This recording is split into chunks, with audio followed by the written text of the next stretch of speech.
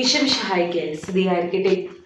വളരെ വേദന നിറഞ്ഞ ഒരു സത്യമാണ് ദൈവത്തെ യഥാർത്ഥത്തിൽ അറിയുക എന്നുള്ളത്. ഇതിന് കാരണം ഭൂമിയിൽ അനേകം കാറ്റ്, മഴ, മഞ്ഞ് പോലുള്ള പ്രകൃതിയുടേതായ ചില ക്രമങ്ങളുണ്ട്. മനുഷ്യൻ ഒന്നുചേർന്ന് നിൽക്കുമ്പോൾ അവിടെ നിയമങ്ങളുണ്ട്. മനുഷ്യന്റെ കണ്ടുപിടുത്തങ്ങളുണ്ട്. ചില മനുഷ്യരുടെ സ്വാധീനങ്ങളും അവരുടെ ആഗ്രഹങ്ങളുമുണ്ട്. നമ്മുടെ തന്നെ ഇഷ്ടങ്ങളും അനിഷ്ടങ്ങളും താല്പര്യങ്ങളുമുണ്ട്. പിശാചിന്റെ പ്രവൃത്തികളുണ്ട്.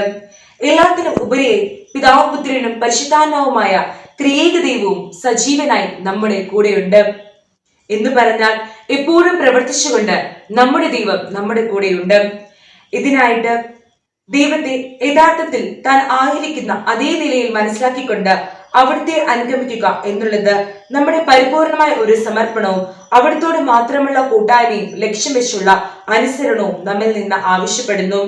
അതുകൊണ്ടാണ് നിയമാവർത്തനം 4-ാം അധ്യായം 39-ാം വാക്യത്തിൽ ഇസ്രായേലിനെ ദൈവം തെരഞ്ഞെടുക്കുമ്പോൾ അവരോട് കർശനമായി പറയുന്ന ഒരു കാര്യം നമുക്ക് ഓർക്കാം. മുകളിൽ സ്വർഗത്തിലും താഴെ ഭൂമിയിലും കർത്താവല്ലാതെ മറ്റൊരു ദൈവമില്ലെന്ന് ഗ്രഹിച്ച് അത് ഹൃദയത്തിൽ ഉറപ്പിക്കുവിൻ. ദൈവത്തെ അനുഭവിച്ചറിഞ്ഞ് അതിൽ വിജയം വരിക്കണമെന്ന് പൗലോസ് ശ്ലീഹായും നമ്മെ ഓർമ്മിപ്പിക്കുന്നു. അതുകൊണ്ടാണ് ഇതുവരെയും ദൈവത്തെ അനുഭവിച്ചറിഞ്ഞിട്ടില്ലേ, ഇല്ലെങ്കിൽ നിങ്ങൾ വിശ്വാസത്തിൽ തോറ്റുപോയിരിക്കുന്നു എന്ന് പറയുന്നത്.